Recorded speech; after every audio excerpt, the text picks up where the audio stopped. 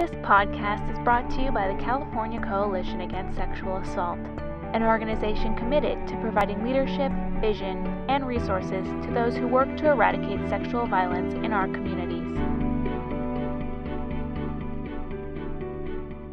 I am so excited about Sexual Assault Awareness Month 2010. We have a number of collaborative projects that we're planning, and overall just the entire month is going to be a collaborative effort.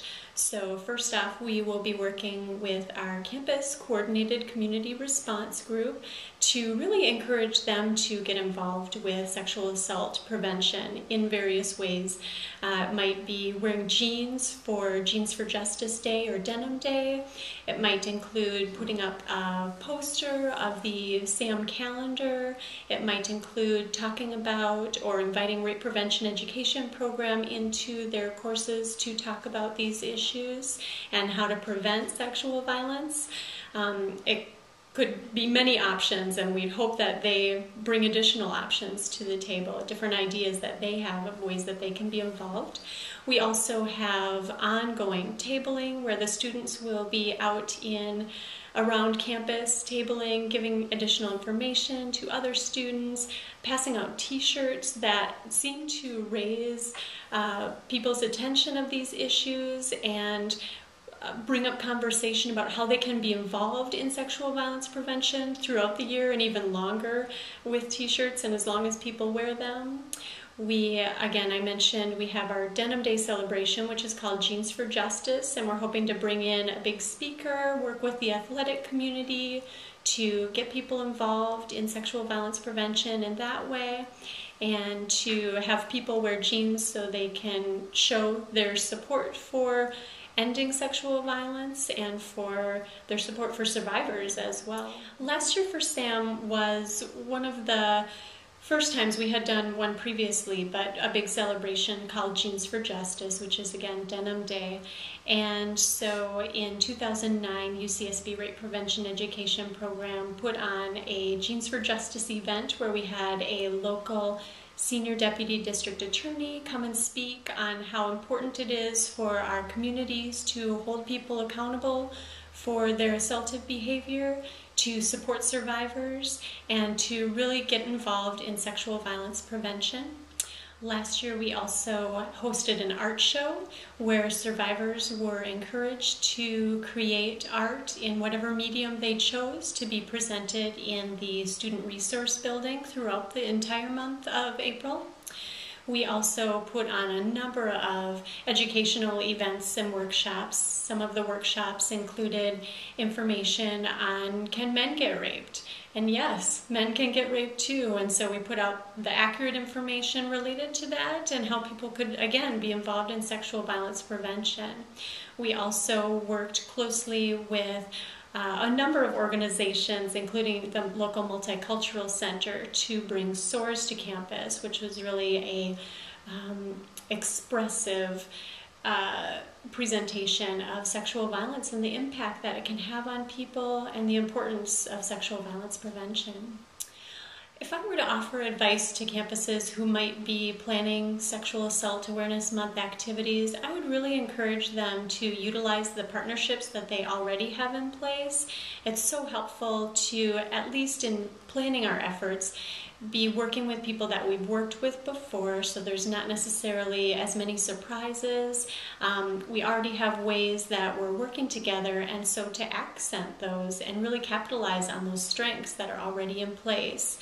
A lot of times there's many ideas for Sexual Assault Awareness Month, and so obviously it's important to keep in mind the time and resources that might be needed to carry out those activities. In the past over 5 years, we've had a campaign called It Affects Me. We give away free t-shirts to the student body, not everyone, but as many as we can, free t-shirts to students, and the t-shirts say It Affects Me, and the goal is to get people talking about the t-shirts. What affects you? What is this? And getting students talking to one another about issues of sexual violence, and that these are oftentimes when we try to talk about these issues with people, they think, oh, you know what, I've never experienced this, I don't know anyone who does this, this is something that has nothing to do with me. So it's really trying to get that message out that not only does this affect you, but you can do something to work to end sexual and domestic violence. So along with the free t-shirts, we've often had a week-long of events during Sexual Assault Awareness Month, including programs ranging from self-defense programs to movie viewings, discussions, various organizations being involved with those programs. The activities that we're planning this year for Sexual Assault Awareness Month we're really excited about. We're pairing with the Take Back the Night group on campus here, which is a part of Associated Students. And we're actually expanding our week-long campaign for SAAM to include the whole month. And the whole month we're having 3 or 4 different programs per week. So it's going to be very busy, but very exciting. We're having a Jeans for Justice event. The Take Back the Night March is going to coincide with the Women of Color Conference, which is taking place at UC Santa Barbara. So we're going to have a lot more participants in that march. We're going to have a Take Back the Mic event, spoken word event. We're pairing with a number of different student organizations as well as the Greek community here. We're having, similar to the Survivor Speak Out that happens at the Take Back the Night March, there's going to be a sorority-specific Survivor Speak Out. They're calling it Sisters Speak Out. So that's been really exciting, organizing that with a sorority woman.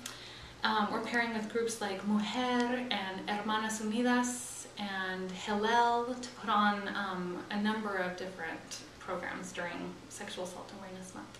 The goals aligned with the activities for SAAM this year, well, of course our goal is always to end sexual and domestic violence, but we have 3 main messages that we're really focusing on this year with SAAM, and that is the It Affects Me message, that these are issues that affect everyone and that we can all work to end. Another goal is the message Break the Silence. And that's really to get people, encourage people to speak out against issues of sexual and domestic violence, to not just stand by and watch or hear these things happening.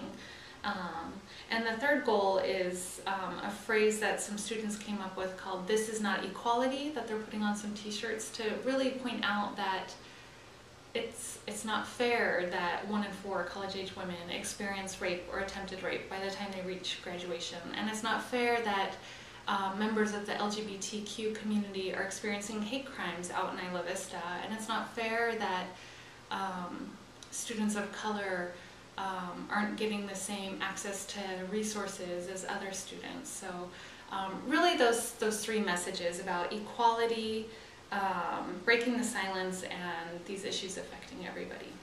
I would advise to campuses that want to do similar things for SAAM, for their planning process, to partner as much as possible. Something we've really done a lot of work on since last summer, planning for this April, is working with specific students, student organizations, departments like athletics,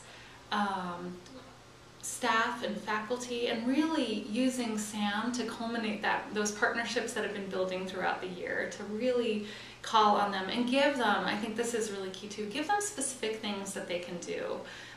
Give athletics, a list of, here's what we would like to work on with you, and what can we do to help you all, and so that it's not just us taking their resources or asking them for help, but that we are also here to help in any way they need. That's been really helpful in our partnership with Take Back the Night this year, is realizing, we have the same goals and we may have different approaches to these goals, but when we partner, then we can, because none of those approaches are better or worse than the other. So when we partner, we bring all those approaches together. So the partnerships have really made this a strong planning process for us.